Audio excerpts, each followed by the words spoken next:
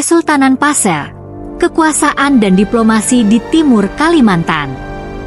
Kesultanan Pasir adalah salah satu kerajaan besar yang tumbuh di wilayah Kalimantan Timur dan dikenal karena perannya dalam kekuasaan dan diplomasi di kawasan pesisir.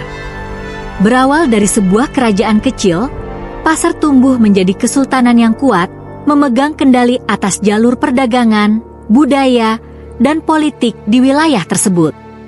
Wilayah kekuasaannya meliputi daerah pesisir yang strategis sehingga menjadi pintu gerbang Kalimantan dalam interaksi dengan kekuatan-kekuatan besar lainnya, termasuk kerajaan-kerajaan di Nusantara dan pihak asing. Awal berdirinya Kesultanan Pasir. Menurut berbagai sumber sejarah, Kesultanan Pasir berdiri pada abad ke-16 dan didirikan oleh tokoh yang dianggap sebagai leluhur masyarakat Pasir, yaitu Aji Dipati yang kemudian dikenal sebagai Sultan pertama. Lokasinya yang berada di tepian Sungai Kandilo menjadikan Pasir sebagai daerah subur yang menarik perhatian para pedagang. Awalnya, kerajaan ini mengadopsi budaya lokal yang kuat dengan adat Dayak Pasir, tetapi seiring waktu, agama Islam mulai masuk dan berpengaruh dalam struktur kekuasaan kerajaan. Dalam salah satu pertemuan, Sultan Aji Dipati berbicara kepada penasihatnya, Datuk Badrun, tentang pentingnya menjaga hubungan baik dengan kerajaan lain. Sultan Aji Dipati, Datuk, Pasir ini kaya dan subur. Tetapi untuk bertahan, kita perlu membangun hubungan baik dengan kerajaan tetangga dan para pedagang yang datang ke wilayah kita. Datuk Badrun, benar, Yang Mulia. Wilayah kita strategis, tapi akan lebih baik jika kita bersekutu dengan kerajaan besar lainnya. Mungkin dengan Sultan Banjar atau Makassar. Sultan Aji Dipati, kita akan mengundang mereka ke pertemuan perdamaian. Dengan begitu, kekuatan kita akan semakin besar. Perkembangan dan perluasan kekuasaan Kesultanan Pasir. Kesultanan Pasir semakin berkembang melalui hubungan dagang dan aliansi politik. Para sultan yang memimpin Pasir setelah Sultan Aji Dipati berhasil memperluas pengaruh mereka hingga ke wilayah pedalaman dan pesisir, terutama dengan menguasai jalur-jalur strategis di perairan Kalimantan Timur. Kesultanan ini menjadi pusat perdagangan rempah-rempah, seperti lada dan cengkeh, yang menarik minat pedagang dari berbagai daerah termasuk Makassar, Jawa, dan bahkan Portugis serta Belanda. Seiring berjalannya waktu, Pasir menjadi kesultanan yang dihormati. Dengan diplomasi yang bijaksana, para pemimpin Pasir mampu menghindari konflik besar dengan kerajaan lain dan menjaga stabilitas wilayah. Selain itu, hubungan baik dengan kerajaan Banjar dan Sultan Makassar memperkuat posisi Pasir di kancah politik Nusantara. Sultan Muhammad Nur, salah satu pemimpin terkenal Kesultanan Pasir, berbicara kepada Panglima Lawe, seorang tokoh militer yang setia. Sultan Muhammad Nur, Panglima Lawe, kita telah menjaga hubungan baik dengan Banjar dan Makassar. Ini adalah fondasi kekuatan kita. Panglima Lawe, benar, Yang Mulia. Hubungan ini membuat kita lebih kuat dan dihormati. Tapi kita tetap harus waspada terhadap para penjajah Eropa yang sering datang ke Nusantara.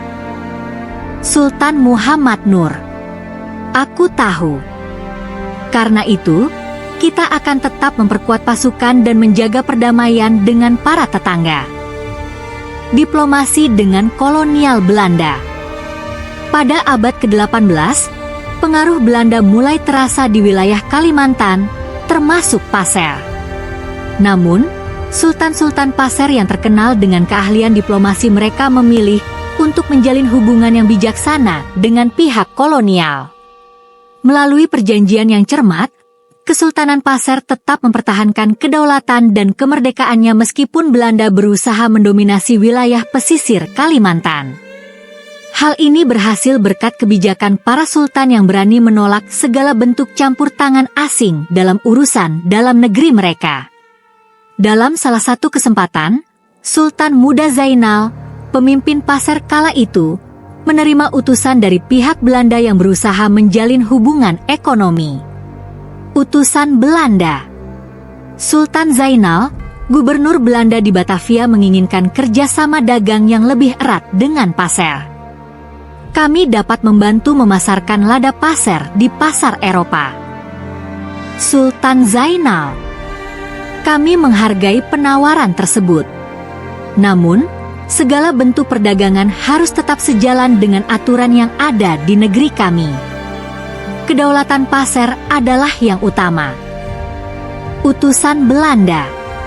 Tentu, Yang Mulia, kami akan menghormati segala kebijakan yang ada. Masa akhir Kesultanan Passer. Seiring melemahnya kerajaan-kerajaan di Nusantara karena tekanan kolonial, Kesultanan Passer juga mengalami penurunan kekuasaan pada akhir abad ke-19. Intervensi Belanda semakin besar, dan beberapa wilayah Passer mulai diklaim oleh pihak kolonial. Pada akhirnya, Passer berada di bawah pengaruh pemerintahan Hindia Belanda, meski kesultanan tetap diakui secara simbolis. Kekuasaan politik yang tersisa mulai meredup, dan akhirnya, Kesultanan Passer tidak lagi berfungsi sebagai kekuatan independen. Meski kehilangan kekuasaan formal, keturunan dan masyarakat Passer tetap mempertahankan identitas serta warisan budaya mereka. Pengaruh Kesultanan Passer masih terlihat hingga kini dalam tradisi dan nilai-nilai adat yang dipegang teguh oleh masyarakat Passer. Putra Sultan Passer kala itu, Aji Rahman, berbicara dengan seorang rakyatnya, Pak Sahir. Aji Rahman. Pak Sahir, meski kita tak lagi berkuasa penuh, identitas kita sebagai orang Passer tak boleh hilang. Pak Sahir. Betul, Tuan. Selama kita tetap menjaga tradisi dan adat istiadat, warisan Kesultanan Passer akan selalu hidup di hati rakyat. Warisan Kesultanan Passer.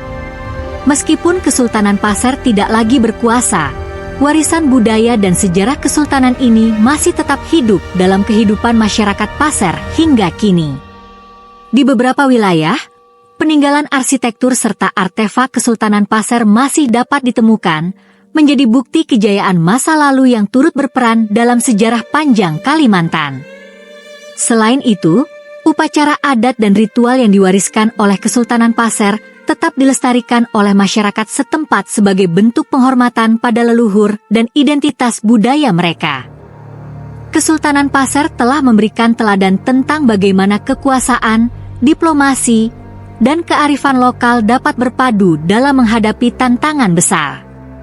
Bagi masyarakat Passer dan Kalimantan Timur, kesultanan ini tetap menjadi bagian tak terpisahkan dari sejarah mereka, mewakili kebanggaan dan kebijaksanaan yang diwariskan dari generasi ke generasi.